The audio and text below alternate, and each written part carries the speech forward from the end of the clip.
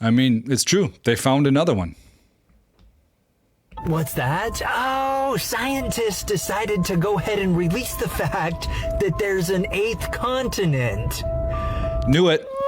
I knew it. You heard that right. Scientists decided to let us know that there's an 8th continent that they've known about for some time now, but they've been doing some research on it, gathering sonar imagery, and just overall waiting for the completion of all their research.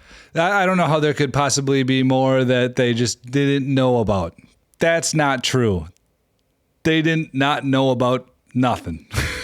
On this new continent we didn't know about. Now, it's new to us, but of course it's an old continent that's been around for actually millions of years. Oh, goody. Now, of course, they're now letting us know this information, but they're not releasing all the things that they found out about this Of course. unknown continent to us. Oh, what's the continent's name, you ask? Oh, it's Zealandia.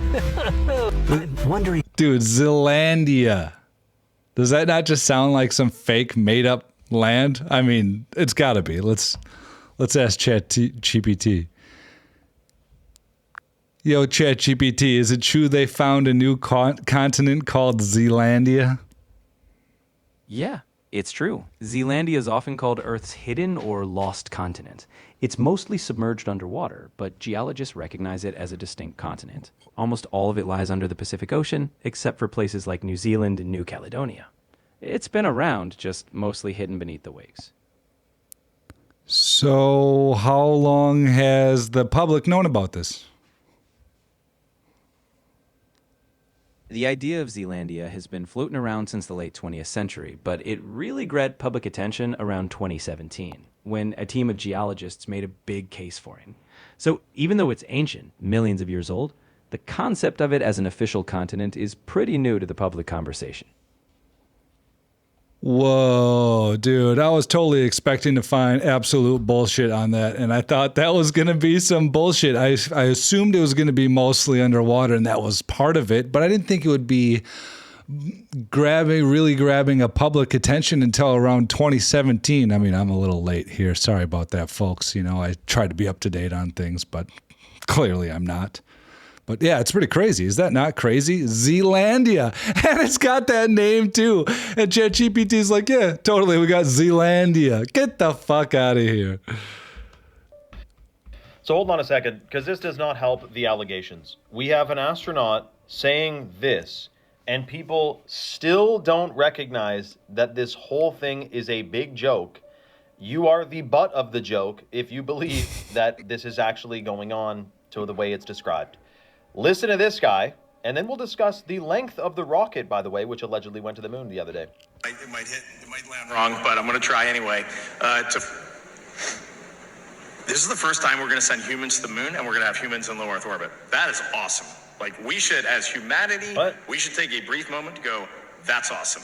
One of the things that we most asked for and look forward to is we are going to do a crew conference between Integrity and the International Space Station, the crew that's up there. If you're paying attention, he said, this is the first time that there's been people on the moon and them talking to other people in lower Earth orbit. So I have seen that clip, but only just a little bit. Says this is the first time, but I didn't see that with a little bit of beginning there. So that even that little bit of beginning, it seems like he's totally thinking about it and trying to preface it and word it correctly. Like, what's the deal? It doesn't seem like just a little slip up kind of thing. It seems like very intentional just by the way he said things.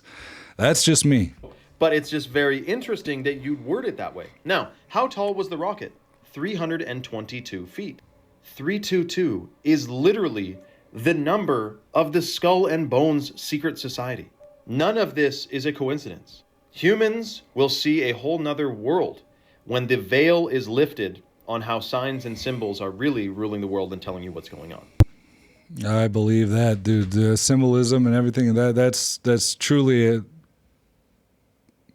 how we should be trying to understand a lot of things. I believe. I could be wrong on that. I want y'all to look at this picture, okay? Just look at it real good. That is not AI. That is not fake. I have ran it through the AI, check, whatever. It's a real photo. Now, when I asked ChatGPT, what's going on here? Of course, ChatGPT verifies that it's real. And they say that it looks like this because they're fueling up the Artemis 2. I love that explanation, whether this is just complete bunk or not.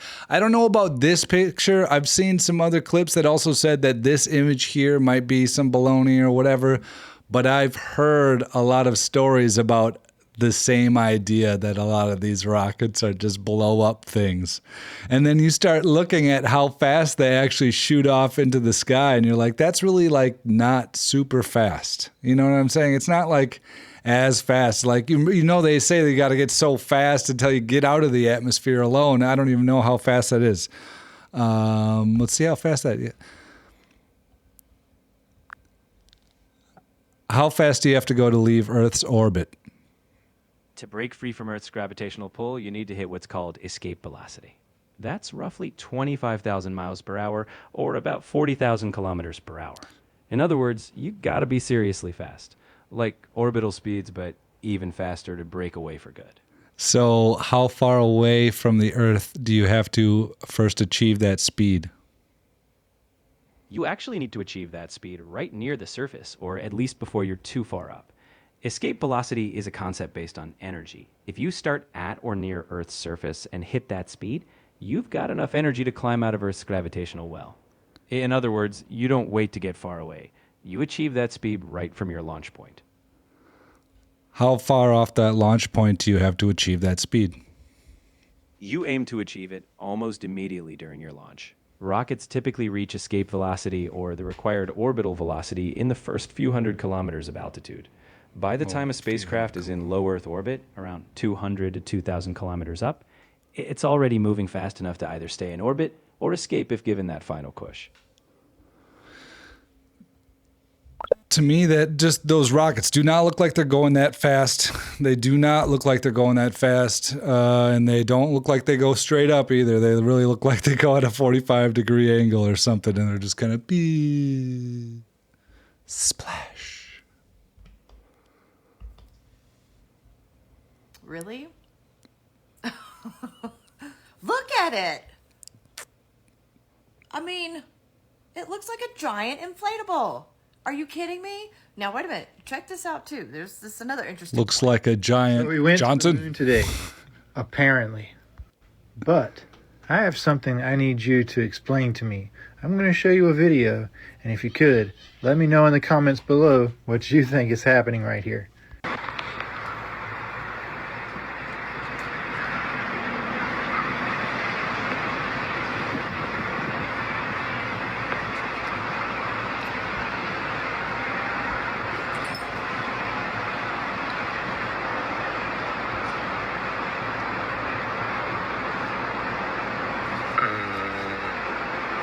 Right underneath the text. That's where it went.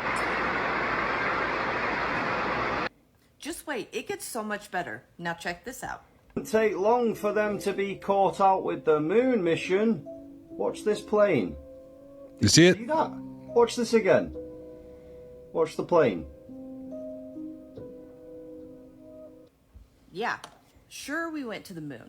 I'd love to know your thoughts on it. Let me know what you think. Dude, so that's another conspiracy is that there are towers around those launch sites and that they're doing some sort of optical illusion of some sort, and that, it's all some sort of hologram, 3D projection, something. Maybe it's that mixed with real stuff. Like you can still make real fire with a 3D hologram or something, and a little smoke. Little images of people on their computers typing away. Oh yes, we're still checking things. We're still checking things, But check out this too. You know who this is? This is Sean, our good friend Sean. Do you know who Sean is? Sean is our little friend who is our little mascot that they're sending on the Artemis 2 to let you know when they have achieved weightlessness in space. Sean the sheep. What an appropriate animal for Sean to let us know that we're floating around in space. And if you don't believe that,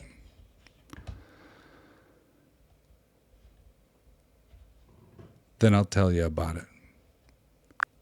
Is it true that Sean the sheep is a little mascot they're sending on the Artemis 2 rocket to see if they've gone weightlessness? Sean the sheep was actually sent on the Artemis I mission, which was an uncrewed test flight. He was a fun mascot representing the European Space Agency's participation. Artemis 2 will be the first crewed mission in the program, so it will have actual astronauts on board. But Sean the sheep definitely had his moment floating in zero gravity on Artemis 1. Was he supposed to be the one that was supposed to show you that we were floating? Exactly. Sean the sheep acted as a fun zero gravity indicator. On space missions, He's the zero gravity indicator. Sean the sheep, dude. You can't make this stuff up, dude. But it was Artemis 1. That was my mistake, not Artemis 2. So it was on the Artemis 1. Lying here, man. People are going to come after me. We're going to do a perception test to illustrate to you how an entire reality could be right under your nose and you could be looking right at it, but it could be completely hidden in plain sight. In a moment, I'm going to show you an optical illusion where some people only see squares and other people can only see circles. But I promise you both squares and circles are present. Let me know which one you see first. So here is the optical illusion. Some people immediately and can only see squares. Other people can only see the circles. But a lot of people can't see both. I personally had to look at this for a moment, and all I could see in the beginning was the squares. And then as I adjusted my perception, I could suddenly see the circles. Now I can look. What do you guys see? Honestly, what do you see? Circles or squares? 'Cause the first time I saw this, squares, only squares. Had a really difficult time, only squares. At it and sort of flip my perception from the squares to the circles. So let me know down in the comments below. Do you see only squares or do you see circles? I'm going to reveal where they are in just a moment. I'm going to show you where the squares are if you only see circles. And then I'm also going to show you the circles if the only thing that you can see is the squares. So before we do that, just consider for a moment that typically people who can only see the squares were born and raised in industrial environments. They were born and raised in the city. These are the squares. I've highlighted them in blue so that you can see them now. So if all you saw were circles, this is probably surprising to you to be able to see the squares as I've highlighted them. And in a moment, I'm going to reveal to you where the circles are if you can only see the squares. So now that you see the original image, can you see the squares? Okay, now I'm going to reveal to you where the circles are, and this is really interesting. This took me a little while to be able to perceive this. Can you flip your vision and your perception back and forth? And what does this say about us, that something can be hidden in plain sight, even though you're looking right at it, especially in regards to the entire story about UFOs and non-human intelligence and how they could hide in a perspective of reality or a spectrum of reality just outside of our view. Okay, well, here are the circles. They are actually right in between the squares. You can see them clearly. I've highlighted them. I traced these on the screen with my finger. They're not perfectly round, but in a moment I'm going to remove the marking and you can see both again. So now, can you see the circles? They are the vertical lines are in the center of the circles, and the vertical lines make up the circles. And then you can also see the squares are clearly there. And are you able to flip your perceptions back and forth between the squares and the circles? I thought that one is real interesting. And the reason I thought it was interesting is because he said something about cultural thing, if you were brought up industrial or the other thing. So whatever, I forget the one. But what I thought is, so what does it mean to be industrial then? Does it mean that you live in places with more lines? Maybe you live in a grid cities like this where you see a lot of straight lines, where maybe you live in a small village. Maybe you're seeing, curves and meandering things, not necessarily exactly curves, but not these straight, narrow roadways and pathways and, corridors and hallways and stuff that we just get so used to. We start seeing that stuff so much everywhere. My cat's driving me crazy. He wants to go outside so bad. Oh my gosh. But he's distracting me pretty good. Boomer, would you knock it off? I'm trying to do something here. I'll let you outside in a minute. For crying out loud. This cat. My cat. I love this cat. He's a beautiful cat. But I thought it was that was really interesting. But I could also see it a lot better on my computer screen now than I can see it on my phone. Now I can see it both ways, and I could only see the lines at first. That's all I could see. This is the true Antichrist. The Holy Grail is your neck and head. It's a cup, because the sun and the moon represent the pineal and the pituitary gland, the two male and female spiritual glands in the brain. The pineal gland produces melatonin. The pituitary produces serotonin. Every time the moon enters your sun sign, it fills the cup. And then two fluids take a trip down the spine to the solar plexus, which is the cave where Jesus dies for 3 days. Res is rash, which is Hebrew for the head. Erection is your stimulation. Raising your erection energy to the head is the true resurrection of Christ. When you raise this fluid up the 33 vertebrae back to the brain, it heals the body and regulates the blood. This is why the medical symbol is the Kundalini, the spine and the two hemispheres of the brain. It also... Do you guys think of this is correct? I've heard, because there's so many interpretations of religious texts. Obviously, there's a bazillion, and we're going to talk about it in forever, and then we're going to die, and maybe we'll find out, that we shouldn't have been worrying about it so dang much or something. I don't know what the deal is. I have no idea what's going on with this stuff. But I hear a lot of really interesting concepts like this about talking about certain movements of your bodies and setting chakra energies. If that's all true too, I think of chakras as vibrations and stuff, or I've heard them to be like different vibrations. And we don't have just 7 chakras. I guess we have like thousands of chakras, depending on how you look at it. But I think there's going to be like some core ones that we talk about normally. But I don't know, does this jive with you guys with like Christianity still? Can you do both, or do you have to choose a lane, or how do you think about this? Or can you, like, I think of Jesus as something like the best representation of a guy, the version of what we would want to be like. And he's like kind of teaching us how to reach this Christ consciousness, and he's trying to teach us that to unlock our real potential and our real,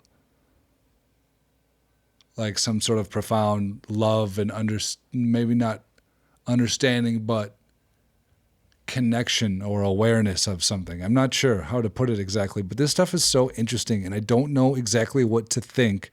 But it seems like these are like interesting practices anyways or something. I don't know. Also activates 100% of the brain. Rist is Christos, which is Greek for oil. You raise the Christ up the 33 vertebrae to be born again. John 3:3. And this is why Jesus was crucified at Golgotha, which translates to the place of the skull. This is also the story of Santa and Hickory Dickory Dock up and down the clock. The Antichrist is not what you think. It's the act of hiding this process, which happens in the body, which can regulate the systems in the body and make you live for hundreds of years. And that's just one of the many secrets hiding in plain sight. This book of wisdom is filled with even deeper connections, from how your body mirrors the stars, to how ancient symbols were never meant to be religious, but anatomical and energetic maps of your inner self. It's not just a book. It's the manual they never wanted you to find. If you want to break free from their control, I've put the link below. Man, I really got to get that book, though, just to see what it's about. I mean, there's so much stuff that's in there that's really interesting. If anything, you could maybe try to make some other connections with things that you haven't really thought of before. But all that stuff is super fascinating. I don't really know what to think about it once again. But that's all I got for you today. If you like these videos, like and subscribe. Otherwise, I'll see you guys tomorrow. Have a beautiful day.